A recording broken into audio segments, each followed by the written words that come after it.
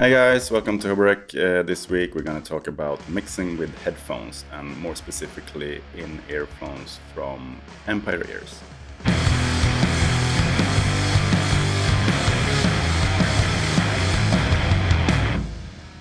Hi, I've been sitting on this little video clip from last summer NAMM where I jumped on buying a pair of Empire Ears ESR, which are their studio reference monitors. Empire Ears are one of many companies that makes in-ear monitors, but one of few companies that are aiming specifically for studios and mixing environment. Yeah, so now I had these ESRs for a pretty long time, so I thought it was time to make a little review, talk about the benefits and some of the drawbacks with working with in-ears when mixing.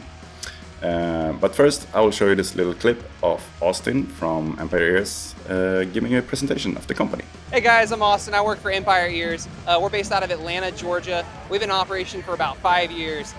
Jack Vang, a very important man in the company. Jack started Earworks, which was a company that it was a Kickstarter. He launched a dual driver that not only sounded exceptional, but was exceptionally well priced. With the launch of that, Earworks saw some great success already. So they branched out into some other lines, and as Earworks began to grow, Jack realized something that he wanted to do was work with his father, Dean, who had been in the medical field, working in hearing aids and in-ear monitors for over 30 years. So with Jack and Dean's working together, they came up with Empire Ears. Since then, we've been operating. We came out with 3 different lines. We had the Olympus series, and currently we're operating using the X and EP series, which utilizes both the X series hybrid monitors, the EP series, your more traditional balanced armature drivers. We really do offer an incredible sound, and we make sure that not only do you have a great sound, but that your ears are taken care of, that you can do some safe listening and perform well. Everything we do, we try to do it to the highest caliber and offer the highest quality. Everything is handmade, goes through rigorous stages of quality control to make sure that the best product ends up in your hands. You can either buy these earphones as universal with that little rubber plug that you usually get with in-ears, or you can make custom fitted molds, like custom ones that fits only you, very personal. I went ahead and had my ears molded. I did it on the show floor at NAMM, so I got it done by the guys at Empire. But if you want to do it, you probably have to go to a local audiologist to get your ear molds done, and then you have to send them to Empire Ears for them to make the in-ears from that model. The benefits of having custom fitted in-ears is that they fit really well and they will never fall out no matter what. That's probably essential if you're doing live shows and stuff, but for mixing maybe it's not that important, but I like the feeling of it really fitting, and it feels good. The drawback though is that they are personal to you, and since those earphones are pretty expensive, won't ever get that money back if you get tired of them and you want to sell them, because you can't sell them because they won't fit anyone else.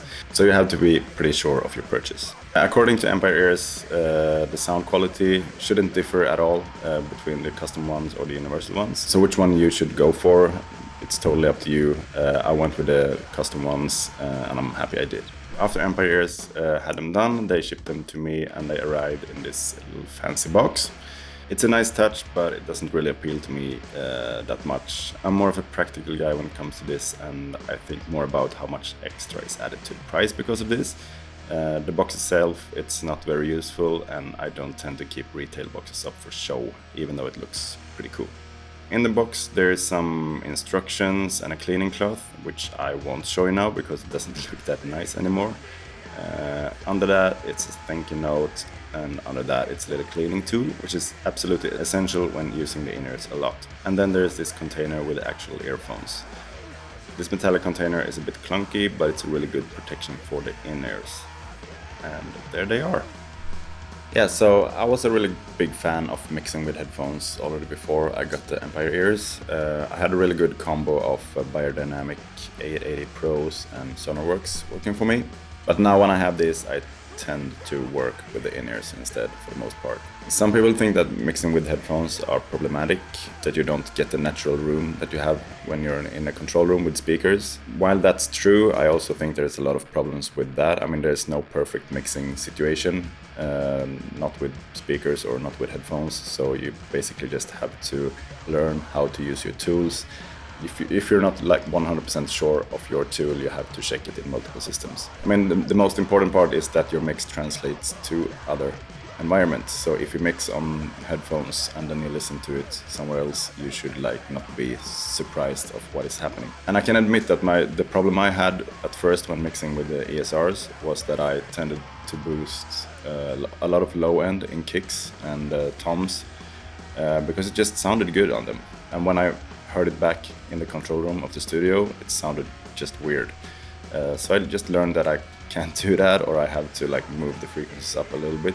And to be honest, it's kind of the same in the studio because the bass response in the control room is so clean that you can really boost as much low end as you want. But if you then go and listen to it in like a home theater system, it will just crap out.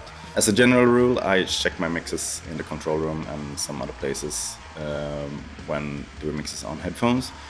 But I have done a couple of mixes 100% on these in-ears, and so far it's turned out great and no surprises. Some other things to keep in mind when mixing on headphones are like the stereo width. Yeah, you will kind of experience a wider stereo width with headphones since you don't have the crosstalk between the speakers. There are solutions for this, like there's a plugin, I think called Can Opener or something. I haven't tried it, but where it simulates the crosstalk between the speakers if you have headphones. I don't use that really. I just reference, listen to other stuff, try to figure out where things are supposed to be. And I mean, the end listener is usually listening to headphones too, or in speakers at home, so they will have the same difference when listening to the music. If they listen to headphones, it will be wider. If they listen to the speakers, it will be like more narrow. And also depending on how wide you have the speakers. Empire Ears claim that the frequency response of these in-ears are like as flat as it can be. I'm not 100% sure about that. Compared to the biodynamics with Sonarworks, I feel like they are a bit more mid-heavy and harsh in the mids. But after working with them for a while, I kind of appreciate it. It helps me focus on some parts in the mixes that I kind of overlooked before. So like the conclusion of this review or whatever, I mean, I think these are great. If they're worth the money, it's up to you. I mean, it's not cheap buying in-ears. If there are quality in-ears are not cheap, but it's a lot cheaper than like buying big monitor speakers if they're supposed to be any quality. If you're in a situation where you don't have a really good mix room, or if you move around a lot and you mix at different places from time to time, I think putting down some money in some really good headphones or in-ears is a good idea, and really learn to work on them because they're gonna sound the same wherever you are. And these ESRs from Empire Ears work really good for me. I tried out a lot of different in-ears at NAMM, both at Summer NAMM and this winter in Anaheim. I just like those the best. I tried to go around and listen to mixes that I have done, so I know what they were supposed to sound like, and I just felt most comfortable with the ESRs from Empire Ears, so that's that. You have my recommendation for them. They saved me a lot of time and a lot of grief. I feel like for me it's a well-placed investment. Thanks for watching. That's it for this week. See you again in the next one. Don't forget to subscribe if you haven't already. And thank you so much for watching. Cheers. Bye bye.